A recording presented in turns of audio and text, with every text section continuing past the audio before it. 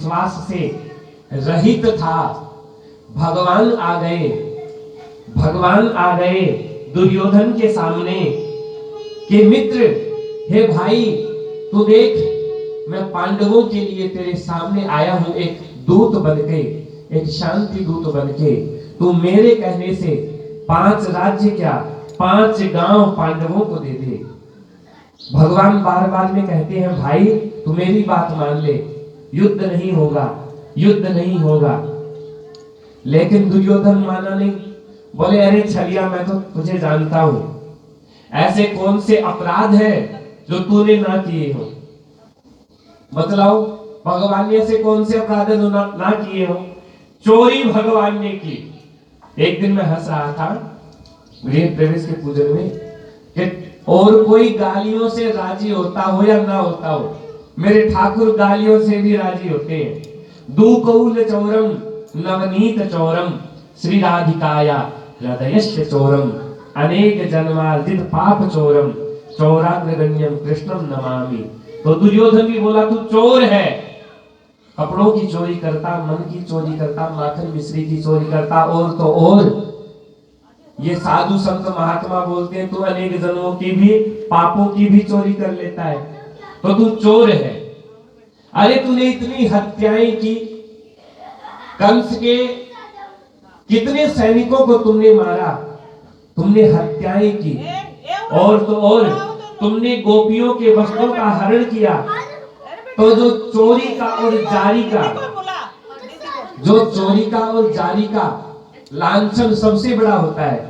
अच्छा, आप किसी को बोल दो एक बार कि अरे चोर, अरे जार, भैया लड़ाइयां हो जाए, पूरे खानदानों के अंदर कई पीढ़ियों की लड़ाइयां हो जाए इन 2 गालियों के ऊपर।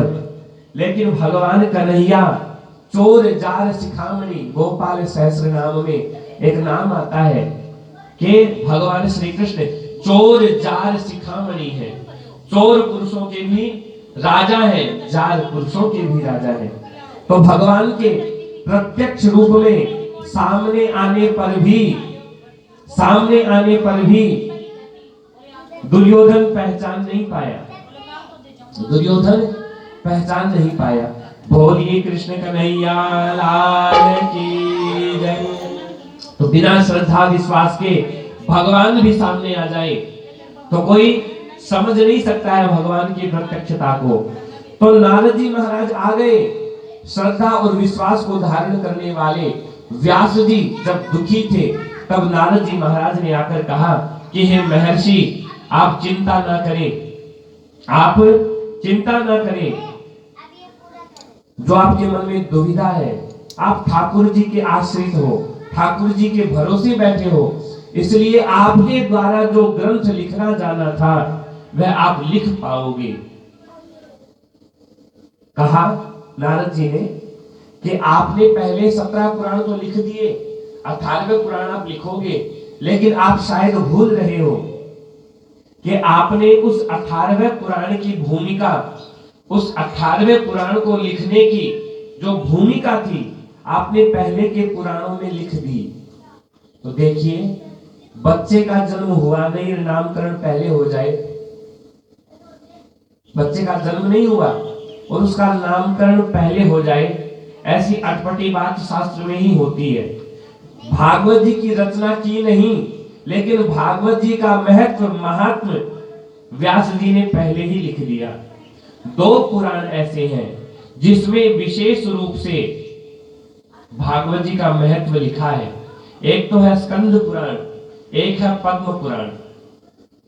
पद्म पुराण के 6 अध्यायों के अंदर, पद्म पुराण के 6 अध्यायों के अंदर व्यास महर्षि ने बड़ा ही विशिष्ट महात्मा लिखा। आप मेरे साथ में उच्चारण करेंगे, बोलिए ओम सच्चिदानंद रूपाय विश्व उत्पत्ति आदि हेतवे तापत्रय विनाशाय श्री कृष्णाय वयम नुमः, वयम नुमः। देखिए यहाँ पर नमः न आकर के नुमः आया। नमः शब्द के बहुवचन के अंदर नमः नमो नुमः बहुवचन शब्द बना, ऐसा क्यों? पहला मंगलाचरण है भागवत जी के महात्म्य का, स्कंद पुराण के महात्म्य का, और पहले ही कहा कि सच्चिदानंद रूपाय, जो भगवान सतचित आनंद रूप वाले हैं। सत किसे कहेंगे? सत कहिए जो विनसे नाही, अनुचित चैतन्य सकल घट माही, आनंद घट घट करे आनंदा, ताको नाम सच्चिदानंदा। तो भगवान का एक पर्यायवाची है सत्य, जो घट घट में विराजमान होते हो। बोलते हैं ना इसका तो सत निकल गया बोलते हैं ना इसका तो सत निकल गया। सत माने वो ठाकुर जो इस शरीर को चलाता है, जो सारे संसार को चलाता है, कण कण में और क्षण क्षण में जो चलायमान है, वो सत रूप भगवान श्री कृष्ण। दूसरा नाम दिया, दूसरा उद्बोधन दिया चित। चित चैतन्य सकल घट माही, जो आकार लेकर के या निराकार रूप में भी जो विद्यमान है, वह शक्ति जो आकार के रूप में तो क्या निराकार के रूप में भी परिणित होती है, वो दूसरा नाम दिया चित रूप में भगवान कृष्ण को। और तीसरा नाम दिया आनंद। तीसरा नाम क्या दिया? आनंद। आप कहेंगे कि आनंद नाम दिया, शास्त्र कहते हैं कि आनंद का विलोम शब्द नहीं है। आनंद का विलोम शब्द नहीं है। आप कहोगे दुख विलोम शब्द है, दुख विलोम आनंद का नहीं, सुख का विलोम दुख है। आनंद का कोई विलोम शब्द हो ही नहीं सकता है। क्यों? क्योंकि आनंद हर समय क्षणं क्षणं नवम नवम प्रतिवर्धमानम आनंदम, क्षण क्षण जो नवीन होता हो, जो बढ़ता हो, उसका नाम है आनंद। हम कभी कभी बोल तो देते हैं कि महाराज हमें मीठा बड़ा पसंद है, खाया तो आनंद आ गया। हमने तो कई दिन की प्लानिंग बना रखी थी घूम के आने की, वहां घूमने गए तो बोले आनंद आ गया। भैया अगर आनंद होता तो आपको जो मीठा पसंद हो 2-3 किलो खा के दिखा दो, 5-7 पीस खा करके ही बोलोगे कि अब तो बस हो गया। बोले आनंद आता था आपको तो, आनंद आता था आपको तो, अब वो आनंद क्यों नहीं आ रहा? जबकि वे ही गोपियां भगवान को हर क्षण देखने के लिए कोई ना कोई बहाना बनाती, लेकिन फिर भी गोपियां कहती कि हे ठाकुर, आपको देख करके जब हटते हैं, आपको देख करके हटते हैं तो ये मन इतना तड़प जाता है कि आपके दर्शन करें। आपसे एक बात कह दूं कि लौकिक दृष्टि भगवान की और भक्त के प्रेम को नहीं परख सकती। लौकिक दृष्टि से भगवान की और भक्त के प्रेम को हम जांच नहीं सकते हैं, परख नहीं सकते हैं। भक्त का और भगवान का प्रेम ही ऐसा है। अगर कोई नवजात शिशु के और माता के प्रेम को परख पाए तो भैया भक्त और भगवान के प्रेम को भी परखा जा सकता है। जब एक नवजात शिशु के प्रेम को और एक माता के प्रेम को कोई जांच नहीं सकता, कोई परख नहीं सकता, उसकी थाह, उसका अंत कोई पा नहीं सकता कि उस माता का प्रेम कितना उस बालक से है और उस बालक का कितना प्रेम अपनी उस माता से है, कि सारे संसार की माताओं की गोद में वो बालक चला जाए लेकिन फिर भी वो रोता रहता है, और जब अपनी माँ के गोद में आता है तो वो कितना भी चाहे भूखा हो, एक बार अपने माँ के आंचल से लग करके वो भी चुप हो जाया करता है। 1000 गायों के अंदर से बछड़ा जैसे अपनी गौ माता को ढूंढ लेता है, वैसे ही एक भक्त का प्रेम भगवान को ढूंढ लेता है। तो आनंद जो हर क्षण बढ़ता रहे। एक बाबा जी जा रहे थे, ध्यान से सुनिएगा। एक संत, एक बाबा जी जा रहे थे। एक बाबा जी जा रहे थे, उन्होंने एक घर से आवाज सुनाई दी उनको कि मैं तो गाड़ियां खाऊंगा, मैं हाथी घोड़े खाऊंगा, मैं शेर खाऊंगा। बच्चे छोटे छोटे बोल रहे थे, मैं हाथी घोड़े खाऊंगा, शेर खाऊंगा, गाड़ियां खाऊंगा। बाबा जी को बड़ा अटपटा लगा कि ये बच्चे भी कैसे अटपटे गाड़ियां खाने की बात करते हैं, हाथी घोड़े खाने की बात करते हैं। तो बाबा जी, जो मांगने वाले बाबा जी तो नहीं थे, लेकिन फिर भी दरवाजा खटखटाया, बोले माता जी कुछ मांगने के लिए तो नहीं आया हूं, लेकिन एक बात बतलाओ कि आपके बच्चे हाथी घोड़ा खाने की बात करते हैं, शेर भालू खाने की बात करते हैं।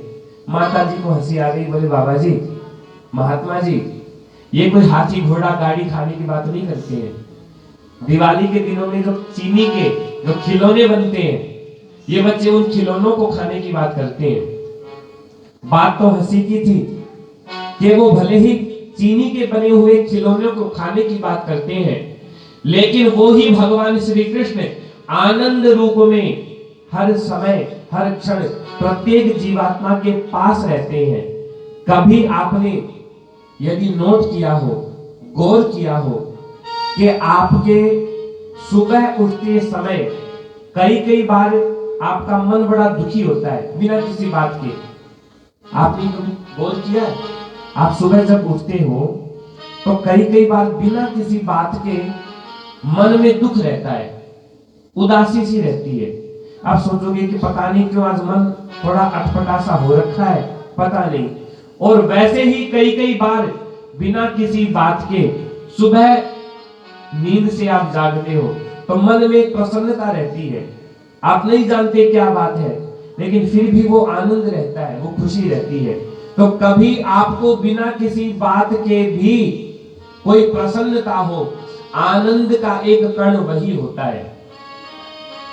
किसी कारण से कोई खुश होता हो, ध्यान से सुनना, किसी कारण के कोई खुश होता हो तो वो सिर्फ खुशी हो सकती है, सुख हो सकता है।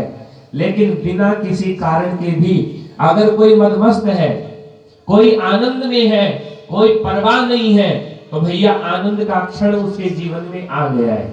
बोलिए सच्चिदानंद भगवान की जय।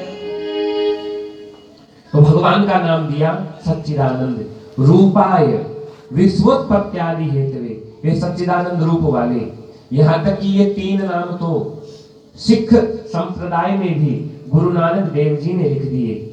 आदि सच, जुगादि सच, नानक है भी सच, नानक होसी भी सच। तो सत्य के रूप में, सच या सत्य, नानक देव जी ने भी सत्य को परिभाषित किया, चित्त को परिभाषित किया और आनंद को परिभाषित किया। बोली कृष्ण कन्हैया लाल की जय। तो स्कंद पुराण के 6 अध्यायों के अंदर वर्णन मिलता है, स्कंद पुराण के अध्यायों में वर्णन मिलता है कि भगवान श्री कृष्ण जब इस धरा धाम को छोड़कर, वृंदावन धाम को छोड़कर जब गोलोक धाम जाने लगे, जब गोलोक धाम जाने लगे, तब भगवान श्री कृष्ण के 56 करोड़ यदुवंशियों में, उनके परिवार वालों में केवल उनके पुत्र श्री वज्रनाभ जी महाराज बचे। कौन बचे? वज्रनाभ जी, भगवान श्री कृष्ण के पुत्र वज्रनाभ जी बचे। और जब वज्रनाभ जी बचे, अपने दादाजी श्री कृष्ण के पास आए, तब पिताजी से जो आज्ञा मिली हुई थी कि जब हमारे संपूर्ण यदुवंशियों का नाश हो जाएगा, तुम अपने दादा भगवान श्री कृष्ण के पास जाना, वो जो भी उपदेश करें उसको हृदय में धारण कर लेना। तो वज्रनाभ जी महाराज गए भगवान कृष्ण के पास अंत समय में, जब भगवान श्री कृष्ण वेणुनाद कर रहे थे और वेणुनाद करते करते वट वृक्ष के नीचे विराजमान थे। वज्रनाभ जी महाराज का वहां जाना हुआ और वज्रनाभ जी महाराज ने जाकर कहा कि हे दादाजी, हे पितामह, आप आज्ञा दीजिए, मेरे लिए आज्ञा क्या है।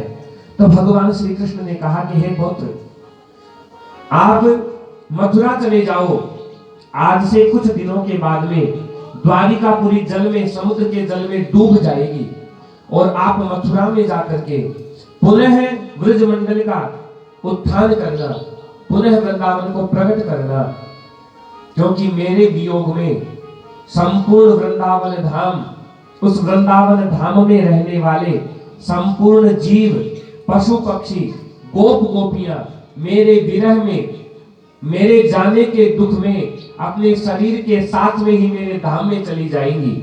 वे एक क्षण के लिए भी जीवन को धारण नहीं कर पाएंगी। तो उजड़े हुए वृंदावन को हे वज्रनाभ जी आप पुनः जीवित कर देना, और तुम्हारी 16,108 दादियों में से 8 दादी, तुम्हारी 8 पितामहियां वो मेरे धाम में चली जाएंगी। केवल 16,100 पितामही दादी वे तुम्हारे साथ मथुरा जाएंगी, और उनको यमुना महारानी का सत्संग आप दिलवाना, और वो उस सत्संग को प्राप्त करके वे मुक्त हो पाएंगी। श्री उद्धव जी महाराज का यमुना महारानी का सत्संग इन्हें जब मिलेगा ये तभी मुक्त हो पाएंगी। आप जरा अंदाजा लगाओ कि भगवान श्री कृष्ण की जो 16,108 पटरानियां थी, उनमें से 8 ही भगवान के धाम में भगवान के साथ गई। 16,100 रानियां तो बच ही गई थी। वे भी भगवान की पत्नियां होने के बावजूद भगवान के साथ उनके धाम में नहीं जा पाई। भगवान ने उनको भी सत्संग का आश्रय दिलवाया। और एक कलयुग है यह जहां पर न जाने कौन कौन से संप्रदाय चल पड़े, और वे बोलते हैं कि और कुछ करने की जरूरत नहीं है, भगवान को सीधे सीधे ही आपसे मिलवा देंगे। भैया किसी की सामर्थ्य नहीं है, केवल कोई संत सदगुरु, जिन संत सदगुरु की कोई विशेष कृपा हो वो ही भगवान के प्रत्यक्ष दर्शन करवा पाते हैं। बल्कि हर एक जीव जीवात्मा को अपने मंतव्य से, अपने श्रम से, या यूं कहें भगवान ऐसी कृपा करते हैं कि उस जीव को, परमात्मा को पाने की चेष्टा करनी पड़ती है। बिना चेष्टा के भैया जब माता ही दूध नहीं पिलाती तो भगवान की प्राप्ति तो बड़ी दूर की बात है। भगवान की प्राप्ति तो बड़े दूर की बात है। तो वज्रनाथ जी महाराज चल पड़े अपनी 16,100 दादियों को लेकर के, और जैसे ही वृंदावन धाम में आए देखा कि सारा वृंदावन धाम जीवन शून्य है, एक भी जीव उनको नहीं दिखा।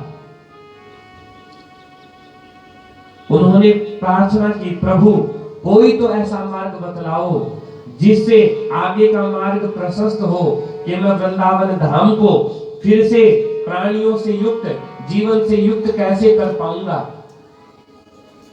जब भी मन में दुख हो भगवान को याद करो। और वज्रनाथ जी ने भी याद किया भगवान को।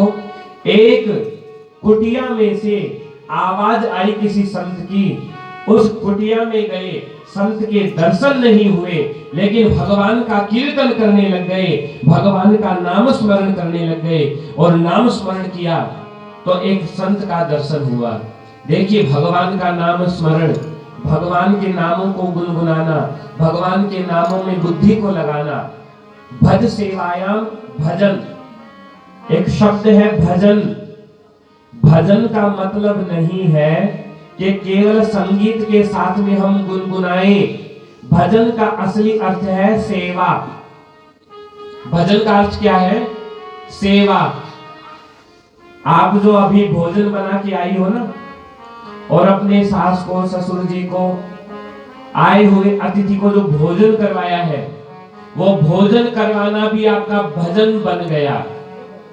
आप सुबह जो अपने घर में सुंदर झाड़ू की सेवा करते हो, वो झाड़ू की सेवा भी भजन बन जाता है, क्योंकि आपने ये सोचकर कि मेरे परिवार वाले यहाँ पर चलेंगे, यहाँ से आएंगे जाएंगे, उनको कोई कष्ट ना हो, तो आपके मन में जो ये भाव रहा, और आपने जो सुंदरता की, जो झाड़ बुहार आपने की, घर में जो साफ सफाई की, वो भी भजन बन जाता है। और तो और 2 मग्गे पानी के जो आप अपने शरीर पे डाल करके ओम नमः शिवाय बोल देते हो, वो नहाना भी भजन बन जाता है। जब आप ये सोच करके कि भगवान को भोग लगाऊंगी, सुंदर स्नान करके, सुंदर वस्त्र धारण करके आज लड्डू गोपाल जी को, अपने पुत्र को, अपने पति को, अपने परिवार वालों को बहुत अच्छा भोजन मैं आज खिलाऊंगी। ये भाव भी अगर आपका है तो वो भाव भी, वो स्नान भी, वो भोजन बनाना भी आपका भजन बन जाता है।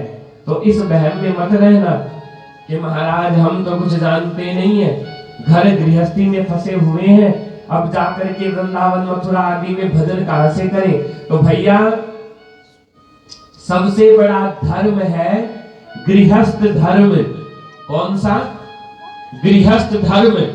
क्योंकि गृहस्थ धर्म का आश्रय लेकर ही एक गृहस्थी ही साधु संतों की झोली में भी भिक्षा डाल देता है। एक गृहस्थ व्यक्ति ही अनेक जीवों का पालन पोषण कर देता है। इसलिए गृहस्थ धर्म छोटा नहीं है।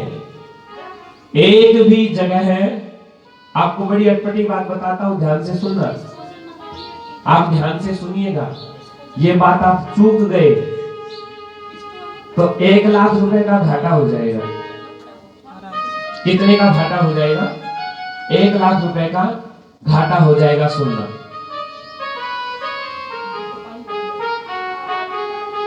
सबसे बड़ा धर्म है गृहस्थ धर्म, और गृहस्थ धर्म के अंदर रह करके जितना भजन बनता है उतना अन्य आश्रमों में, संन्यास आश्रम में, वानप्रस्थ आश्रम में, ब्रह्मचर्य आश्रम में उतना भजन नहीं बनता जितना गृहस्थ आश्रम में भजन बनता है। क्यों? क्योंकि गृहस्थ आश्रम में किया गया हर एक कर्म वो दूसरों को सुख देने के लिए भी होता है। आपने भोजन बनाया केवल अपने लिए तो नहीं बनाया, और भी उसमें से भोजन पाए। तो गृहस्थ धर्म का प्रत्येक कर्म दूसरों की सेवा के लिए भी होता है। जबकि एक सन्यासी भजन करेगा एकांत में तो सारे संसार के मंगल कामना के लिए तो करेगा, लेकिन प्रत्यक्ष में वो दिखता नहीं है। इसलिए गृहस्थ धर्म सबसे बड़ा धर्म है। और एक बात आपको बतला दूं, आप बोलते हो कि महाराज जी गुस्सा बड़ा आता है, महाराज जी लोभ बड़ा है हमारे अंदर, महाराज जी घर में काम इतना है कि भगवान का भजन नहीं बनता। तो भैया ध्यान से सुनना, श्रीमद् भागवत जी में वर्णन है कि काम, क्रोध, मद, लोभ, मोह, मत्सर ये हर एक जीव के मन में होते हैं। कोई अगर ये सोचे कि हम क्रोध को जीतेंगे तो भगवान मिलेंगे, हमें गुस्सा बड़ा आता है, क्रोध को जीत लेंगे तो भगवान मिलेंगे, नहीं जीत पाओगे। ये जो भावनाएं जो बनाई है भगवान ने, ये भगवान की विभूति है। तो कोशिश मत करो कि क्रोध को जीत पाएंगे, कोशिश मत करो कि सारा काम निपटा के ही भगवान का भजन करेंगे, काम को जीत करके भगवान का भजन करेंगे। जीत नहीं सकते। लोभ को, मोह को, आलस्य को नहीं जीत सकते हो, लेकिन आप उसे मोड़ सकते हो। देखो जो चीज टूटती नहीं है ना, उसको मोड़ने की कोशिश करनी चाहिए, उसको मोड़ने की कोशिश करनी चाहिए। जो आपको असंभव लग रहा हो, साइकोलॉजी बोलती है कि जो चीज अकाट्य आपको लग रही है, असंभव लग रही है, कोई बात नहीं है, उस असंभव लगने वाली बात के समानांतर आप एक और बात चला दो जो आपको असंभव लगती हो कि ये होने वाली नहीं है, लेकिन उस काम के ऊपर आप, भाई आपके जीवन में एक कष्ट है, आप एक काम करो कि आपके जीवन में दूसरा कष्ट ना भी हो तो भी आप मन में ऐसा मान लो कि वो एक कष्ट ही नहीं है, दूसरा कष्ट भी जबरदस्ती आप अपने मन में सोच लो। एक छोटी सी बात बतला रहा हूं आपको कि सबसे बड़ा संकट जब आए तो ये मान लो कि मेरे जीवन में वो सिर्फ एक संकट नहीं है, एक और संकट है। आप उसके लिए कुछ करने की बजाय, बड़े वाले संकट पे काम करने की बजाय, छोटे वाले संकट को मिटाने के लिए, जो कि है नहीं, आपने जबरदस्ती बनाया है, उसके ऊपर आप काम करो। धीरे धीरे आप देखोगे कि वो जो बड़े वाला संकट था वो धीरे धीरे कम होने लग जाता है। तो जिसे हम काट नहीं सके उसे मोड़ दो। काम क्रोध मद लोभ मोह कोई जीत ना सका आज तक, उसे मोड़ा जाए। वो स्वामी तुलसीदास जी कहते हैं कि अस अभिमान जाहि जनि भोरे, अस अभिमान जाहि जनि भोरे, मैं सेवक रघुपति पति मोरे। मुझे तुमने दाता बहुत कुछ दिया है, मुझे तुमने दाता बहुत कुछ दिया है, तेरा शुक्रिया है, तेरा शुक्रिया है, तेरा शुक्रिया है, तेरा शुक्रिया है। मुझे तुमने दाता बहुत कुछ दिया है, मुझे तुमने दाता बहुत कुछ दिया है, तेरा शुक्रिया है, तेरा शुक्रिया है, तेरा शुक्रिया है, तेरा शुक्रिया है। न मिलती अगर दी हुई दात तेरी, न मिलती अगर दी हुई दात तेरी, तो क्या थी जमाने में औकात मेरी, तो क्या थी जमाने में औकात मेरी। तुम्ही ने तो जीने के काबिल किया है, तुम्ही ने तो जीने के काबिल किया है, तेरा शुक्रिया है, तेरा शुक्रिया है, तेरा शुक्रिया है, तेरा शुक्रिया है। मुझे तुमने दाता बहुत कुछ दिया है, मुझे तुमने दाता बहुत कुछ दिया है, तेरा शुक्रिया है, तेरा शुक्रिया है, तेरा शुक्रिया है, तेरा शुक्रिया है। हमें है सहारा तेरी बंदगी का, हमें है सहारा तेरी बंदगी का। जिसको भगवान का सहारा हो वो ताली बजा करके साथ में गुनगुनाए। अगर आपको भगवान का सहारा नहीं है तो हाथ बांध लो रस्सी से, खुल ना पाए आप गुनगुनाइएगा नहीं, ठीक है। हमें है सहारा तेरी बंदगी का, हमें है सहारा तेरी बंदगी का, है जिस पर गुजारा सभी जिंदगी का, है जिस पे गुजारा सभी जिंदगी का।